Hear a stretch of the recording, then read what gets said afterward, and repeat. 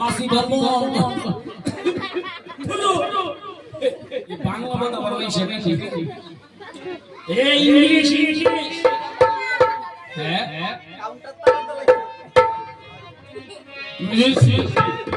বুঝেছি রে বুঝেছি আজ আমি এই জগাবাইয়ের সামনে এসে ভট্টতায় বলেছি